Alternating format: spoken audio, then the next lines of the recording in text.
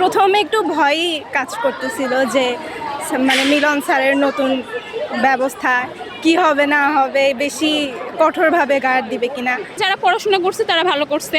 আল্লাহ রহমতে আমাদের বগুড়া সরকারি বালিকা উচ্চ বিদ্যালয়ের অনেকে অনেক ভালো রেজাল্ট করছে, যে যার নিজের ইচ্ছা মতো পড়াশোনা করছে। আল্লাহ তাআলার অশেষ রহমতে সবার অনেক অক্লান্ত পরিশ্রমে সবাই অনেক ভালো করছে। নতুন শিক্ষামন্ত্রী যিনি আসুক, যারা পড়াশোনা করছে তারা ভালো রেজাল্ট করছে।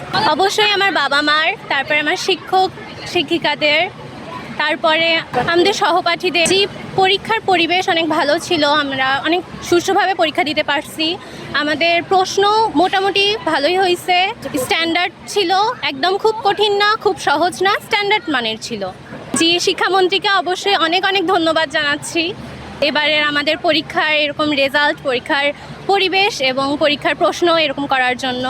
প্রথমে আমরা অনেক ভয় পাইছিলাম, যে অনেক এরকম গুজবও পাইছি যে অনেক কিছু করবে, কিন্তু ওরকম কিছুই হয়নি। এবার জেলা স্কুলদের থেকে আমরা প্রথম হয়েছি, তো এই অ্যাচিভমেন্টটা এবার আমরা ছিনিয়ে নিয়েছি।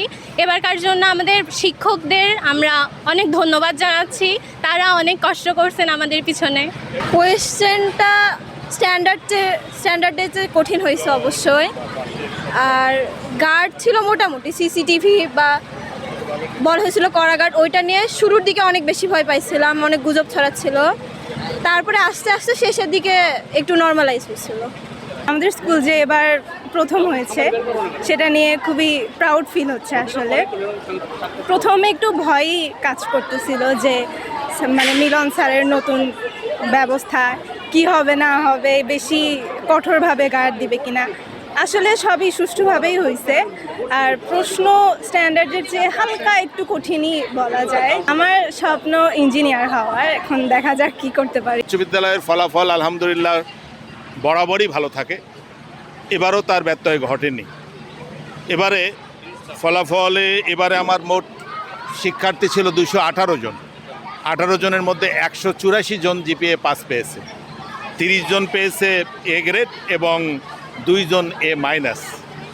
আর দুঃখজনক হলেও সত্য, আমার 2টা মেয়ে যাদের একাধিক বিষয়ে জিপিএ পাস আছে, কিন্তু তারা এক সাবজেক্টে মিস করার কারণে 2টা F এসেছে।